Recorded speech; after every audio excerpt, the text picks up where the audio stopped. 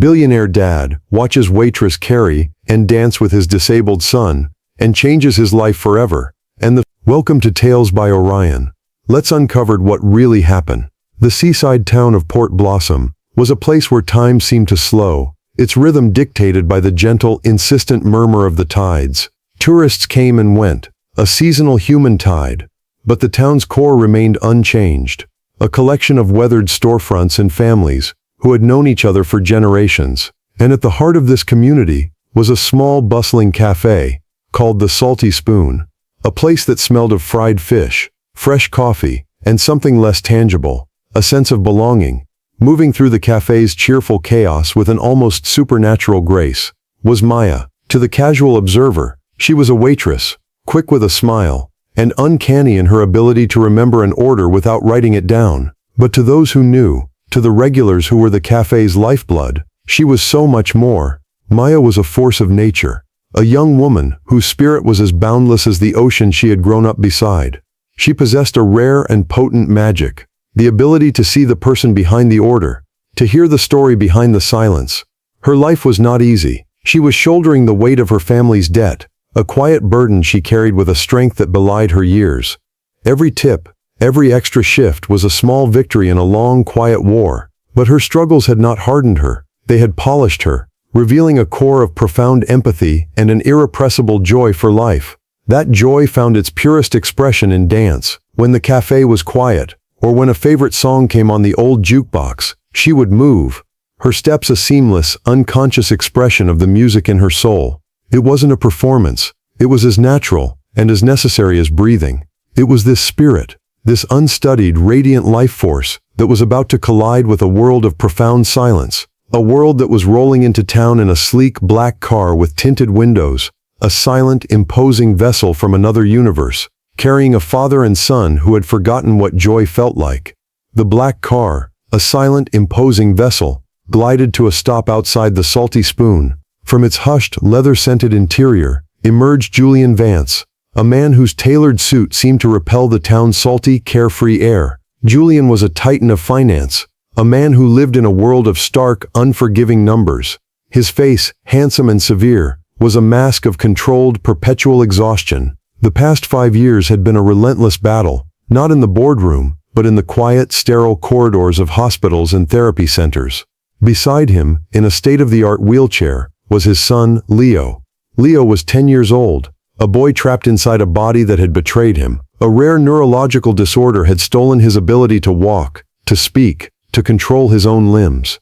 He was a prisoner of his own physicality, his bright, intelligent mind locked away behind a veil of silence.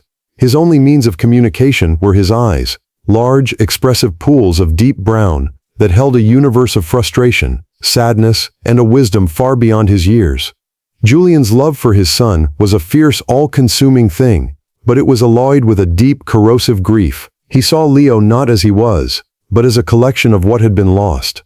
Every doctor's visit, every failed therapy, had chipped away at his hope, leaving behind a grim, joyless determination. He was a father on a mission, but he had forgotten the destination. He was so focused on fixing his son that he had stopped simply being with him. They entered the Salty Spoon, the hushed, clinical silence of their world immediately clashing with the cafe's warm, boisterous energy. Heads turned. The arrival of Julian and Leo was an event, a sudden shift in the town's familiar atmosphere. The locals saw a wealthy man and his disabled son, a tableau of tragedy and privilege. Julian felt their stares, a mixture of pity and curiosity he had long since learned to ignore. He chose a table in the corner, a defensive position, and began the meticulous, joyless process of setting up for Leo's meal. His movements practiced and efficient. He was a man going through the motions, a father tending to a fragile, precious burden, unaware that the universe was about to send him a teacher in the form of a girl with dancing feet and a heart as open as the sea. Maya approached their table, her ever-present smile a beacon of warmth in the cool shadow cast by Julian's demeanor. "Welcome to the Salty Spoon," she said, her voice bright and genuine. "What can I get for you two today?" Julian didn't look up from meticulously arranging Leo's specialized utensils. "He'll have the pureed vegetable soup," he said, his tone flat, dismissive, "and I'll have a black coffee." Maya's smile didn't falter. She didn't look at the father. Her gaze went straight to the son. She crouched down slightly, bringing herself to eye level with Leo, a simple gesture of respect that no one had ever offered him before. Most people either ignored him or spoke about him as if he weren't there. "And what about you, handsome?" she asked, her voice soft. "Does soup sound good, or are you in the mood for something else? We make a mean grilled cheese, and I can cut it into little stars if you want." Julian looked up, startled, an annoyed retort on his lips. "He can't talk," he said curtly, "and he can't eat solid food." "Oh, I know he can't talk with his mouth," Maya replied easily, her eyes still locked on Leo's. "But his eyes are telling me a whole story, and they're saying he's not so sure about the soup." Leo's eyes, which had been dull with a familiar resignation, widened. A flicker of something, surprise, amusement danced in their depths. He subtly shifted his gaze from Maya to the menu, then back to her. Maya's grin widened. "I see," she said, as if they had just had a long conversation. "A man of discerning taste. Tell you what, I'll bring the soup, but I'll also bring a little side of our mashed potatoes. They're my grandma's secret recipe, so creamy they practically melt in your mouth. Your dad can decide if they're okay. How does that sound?" Leo gave the smallest, almost imperceptible nod, a movement so slight Julian would have missed it. But Maya saw it. "A deal," she said, winking at him. "Coming right up." She straightened up and walked away, leaving Julian staring after her, a strange mixture of annoyance and bewilderment churning within him. This waitress, this girl, had connected with his son in 2 minutes more than the last 5 therapists combined. She hadn't seen a patient. She hadn't seen a disability. She had seen a person. And that simple, radical act of recognition had sent an unnerving crack through the fortress of Julian's carefully managed world. The meal was a quiet revelation. Maya returned with the soup, the coffee, and a small steaming bowl of mashed potatoes. Julian, on pure instinct, was about to wave the potatoes away, another complication in their rigid routine. But he caught the look in Leo's eyes, a spark of genuine, hopeful anticipation he hadn't seen in years. With a sigh of resignation, he took a tiny spoonful of the potatoes, tested the texture, and found them, to his surprise, perfectly soft and smooth. He offered a small bite to Leo. The boy's reaction was immediate. A look of pure, unadulterated pleasure spread across his face, a silent explosion of joy. It was the most expressive he had seen his son be in months. Julian found himself feeding Leo the entire bowl of potatoes, the vegetable soup completely forgotten. Throughout the meal, Maya would glide by, not to check on them in the traditional sense, but to share a small, conspiratorial glance with Leo. She'd raise an eyebrow in a silent question about the potatoes, and he would respond with a slight widening of his eyes. A silent, "They're amazing." A conversation was happening, a secret silent dialogue that Julian was a mere observer to. He watched, a spectator to his own son's happiness, and the feeling was both beautiful and deeply unsettling. As the lunch crowd began to thin, a slow, soulful melody drifted from the cafe's old jukebox. It was an old classic, a song full of heartache and hope. Maya, clearing a nearby table, began to move. It wasn't a performance. It was an unconscious swaying, a gentle shifting of her weight, her body a natural, fluid extension of the music. She moved with a liquid grace, a dancer who was not dancing, but simply being. Leo watched her, his gaze transfixed, the fork in Julian's hand stilled. He saw his son's eyes follow her every move, and in them he saw a look of profound, wistful longing. It was the look of a prisoner watching a bird in flight. For the first time, Julian wasn't thinking about therapies or treatments. He was seeing, with a clarity that was painful, the boy trapped inside the broken body, a boy who wanted to move, to sway, to dance. And in that moment, he felt a pang of a different kind of grief, not for what his son had lost, but for the joy his son had never even had a chance to know. Maya, finishing her task, caught Leo's intense gaze. She smiled, a soft, understanding smile that seemed to acknowledge the longing she saw there. She wiped her hands on her apron and walked back to their table. Julian tensed, expecting another intrusion, another disruption to his carefully controlled world, but she wasn't looking at him. "He loves the music," she said softly, her eyes on Leo. Julian nodded, unable to speak. "My mom used to say," Maya continued, her voice thoughtful, "that dancing is just your heart finding its feet, that everyone has a dance inside them, even if their body can't keep up." She looked at Leo, a sudden brilliant idea dawning on her face. It was a crazy, impulsive, beautiful idea, born of pure, unadulterated empathy. "Would you like to dance with me?" she asked him directly. Before Julian could protest, before he could explain the sheer impossibility of the request. Maya had moved. She didn't wait for an answer she knew he couldn't give. She gently unbuckled the straps of Leo's wheelchair, her movements sure and confident. Julian started to rise, a sharp protective no forming on his lips. But he stopped. He stopped because of the look on his son's face. It was a look of pure, terrified, breathtaking hope. Maya carefully, expertly, lifted Leo from his chair. He was a dead weight in her arms, his limbs limp, his head lolling to the side. To anyone else, it would have been an awkward, pitiable sight. But Maya held him as if he were the most natural dance partner in the world. She held him close, his head resting against her shoulder, and she began to sway, slowly, gently, in the center of the quiet cafe. She hummed along with the jukebox, her voice a low soothing counterpoint to the music. "There you go," she whispered into his ear, her voice for him alone. "Just feel the music. That's it. We're dancing." Julian Vance sat frozen in his chair, his black coffee growing cold, his billion-dollar empire a million miles away. He watched this stranger, this girl, hold his son, his fragile broken boy, and give him a gift he had never dared to dream of. He watched her carry his son, not as a burden, but as a partner. She was not just dancing with him. She was dancing for him. She was lending him her strength, her grace, her joy. She was letting his heart find its feet, through her. And as Julian watched, the carefully constructed walls around his own heart, walls he had been building for 5 long, painful years, began to crumble into dust. The dance was a quiet miracle. It lasted only for the length of the song, maybe 3 minutes, but in that small pocket of time, the universe of the Salty Spoon was fundamentally altered.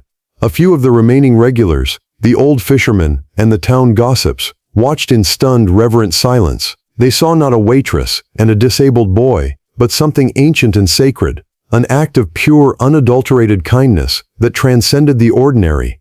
Maya moved with a gentle, fluid grace, her body a vessel for the music, and for the silent boy in her arms. She swayed and turned, her movements slow and deliberate, supporting Leo's weight with a strength that seemed impossible for her slender frame. And Leo was transformed. His body was still limp, but his face, resting against her shoulder, was a study in pure, unalloyed bliss. A small, genuine smile touched his lips, the first real smile Julian had seen in years. His eyes were closed, and for a few precious minutes, he was not a prisoner in a wheelchair. He was a boy. He was a boy dancing. As the last notes of the song faded into the gentle hum of the cafe, Maya slowly, carefully, placed Leo back in his chair, buckling the straps with the same gentle precision she had used to unbuckle them. She smoothed his hair back from his forehead. "You're a wonderful dancer," she whispered to him. Then she turned to Julian. His face was a wreck, his carefully maintained composure completely gone. His eyes were red, and a single silent tear was tracing a path down his cheek, a traitor to his lifetime of emotional control. He didn't bother to wipe it away. He looked at Maya, this girl, this impossible radiant force of nature, and he was utterly, completely speechless. He opened his mouth to say thank you, to say something, anything, but no words came. The language of his world, of contracts, and numbers, and bottom lines, was useless here. He had just witnessed a transaction of the soul, and he had no currency with which to repay it. Maya, seeing his distress, simply smiled, a kind, gentle smile that asked for nothing. "It was my pleasure," she said softly. And with that she went back to clearing tables, leaving Julian alone with the ghost of the music and the profound, world-altering truth of what he had just seen. The drive back to their rented beach house was silent, but it was a different kind of silence than the one they had arrived with. It was no longer the sterile, empty silence of resignation. It was a silence full of thought, of emotion, of the memory of a dance. Julian kept glancing at his son in the rearview mirror. Leo's face was still alight with a kind of afterglow, a quiet, peaceful joy that seemed to radiate from him. The ghost of his smile remained. That night, for the first time in a long time, Julian didn't pore over medical journals or research new experimental therapies. He simply sat with his son, the two of them looking out at the dark, restless ocean. He thought about Maya. He thought about her effortless empathy, her simple, profound act of seeing his son as a whole person. He thought about her words, "Everyone has a dance inside them." He had spent 5 years trying to fix his son's body, focusing on everything that was broken. He had never once thought about his son's heart. He had never thought about his joy. The realization was a devastating blow, a paternal failure of catastrophic proportions. But it was also a liberation. It was the key, the answer he had been searching for in all the wrong places. The next day, he went back to the Salty Spoon. He went alone. Maya was surprised to see him. "Did you forget something?" she asked, her smile as bright as ever. "Yes," Julian said, his voice quiet but firm. "I think I forgot how to be a father." He told her about their life, about the endless parade of doctors and therapists, about his relentless, joyless quest for a cure. He spoke with a raw, painful honesty he hadn't used with anyone before. Maya listened, her expression full of a deep, quiet compassion. "You love him," she said simply, when he had finished. "That's not something you can forget." "But I forgot his happiness," Julian countered, his voice thick with regret. "You gave that back to him, to us. How can I possibly repay you for that?" Maya shook her head. "You don't have to repay me." Seeing him smile, that was the payment. But Julian was insistent. He was a man of action, a man who solved problems. "You have a gift, Maya, a way of connecting with people. And you're dancing. It's not just a hobby, is it?" Maya looked away, a flicker of something, a long-buried dream in her eyes. "It was my life, once," she admitted. "I was accepted to a conservatory in the city. But life happened. My family needed me." She said it without self-pity, as a simple statement of fact. And in that moment, Julian saw the whole picture. He saw her sacrifice, her strength, her buried talent, and he saw a way forward, not just for her, but for him and for Leo. Alistair Finch was a man who moved mountains when he was motivated, and for the first time in years, he was motivated by something other than grief. He returned to the city and unleashed the full force of his considerable resources, not on a corporate takeover, but on a project of the heart. He found the best dance movement therapist in the country, a woman who specialized in working with children with profound physical disabilities. He located a small, beautiful dance studio that was about to go out of business and bought it outright. He hired architects to make it fully accessible, with ramps and hoists and a specially designed sprung floor. A few weeks later, he went back to Port Blossom. He found Maya on her lunch break, sitting on the pier, staring out at the ocean. He didn't offer her a check. He offered her a key. "I can't give you back the years you lost," he said, placing the key in her hand. "But I can give you a place to dance, and I can give you a purpose." He explained his plan. The studio would be her own. She would run it. She would complete her conservatory training, with a full scholarship funded by him, and she would work with the therapist to develop a new kind of program, one based on her own intuitive, empathetic approach. It would be a place for children like Leo, a place where they could feel the joy of movement, a place where their hearts could learn to dance, even if their bodies couldn't. "I'm not offering you a job, Maya," he said. "I'm offering you a partnership. I want you to teach me, and others, what you know. I want you to teach us how to see the person, not the disability." Maya stared at the key in her hand, her eyes filling with tears. It was an impossible, audacious, life-altering offer. It was the resurrection of a dream she had long since buried. She looked at this man, this severe, powerful man, who had been so completely transformed by a single act of kindness, and she knew her answer. She was a dancer, and her heart was telling her to leap. The Leo's Leap Dance Studio became a beacon of hope, a place of quiet, joyful miracles. The walls, painted a warm, sunny yellow, were soon covered with the handprints of its students. The air, once silent, was now filled with music, with laughter, and with the soft whir of wheelchairs moving across the sprung floor. Maya, under the guidance of the therapist, flourished. She discovered she had a profound, innate talent for this new kind of dance. A dance of connection, of empathy, of shared movement. She developed techniques that were revolutionary, using slings and scarves, and her own body to help children experience the sensation of a leap, the freedom of a spin. And at the center of it all was Leo. He was the studio's first and most dedicated student. In Maya's arms, he learned to feel the rhythm, to trust the movement, to let go. His smile, once a rare and precious commodity, became a constant presence. He couldn't speak, but he learned to communicate with a flick of his wrist, a turn of his head, a language of joy that everyone at the studio learned to understand. Julian became a fixture at the studio. He shed his tailored suits for comfortable sweaters, his stern demeanor for an easy, genuine smile. He learned to see his son, not as a project to be fixed, but as a person to be cherished. He learned to find joy, not in a future cure, but in the present moment, in the shared smile after a successful dance. He became a father again, in the truest sense of the word. One afternoon, Julian stood watching as Maya and Leo danced together, a familiar, beautiful ritual. They were moving to the same soulful song from the jukebox at the Salty Spoon. Julian watched his son's face, alight with a pure, radiant happiness, and he knew with a certainty that settled deep in his bones that he had been wrong. He hadn't changed Maya's life. She and his beautiful silent son had changed his. They had rescued him. This story is about the transformative power of a single, simple act. It is about a dance in a rundown seaside cafe that did more than just fill 3 minutes of music. It mended a broken father. It freed a captive boy, and it resurrected a forgotten dream.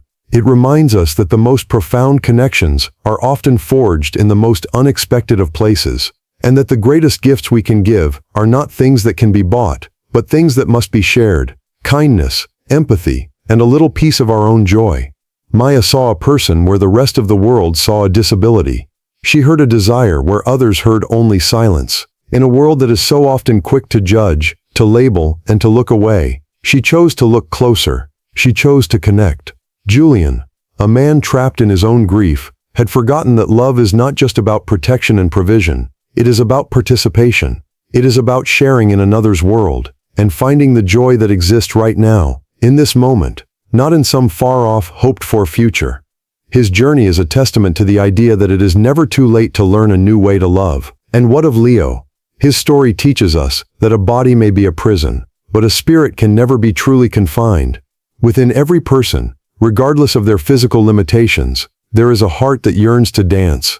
It is up to us, to the ones who are able, to lend them our feet, to share our rhythm, and to help them feel the music. Let us all strive to be a little more like Maya. Let us look for the silent conversations happening all around us. Let us have the courage to reach out, to offer a hand, to share a dance. For we never know whose life we might change, and in doing so, how profoundly we might change our own.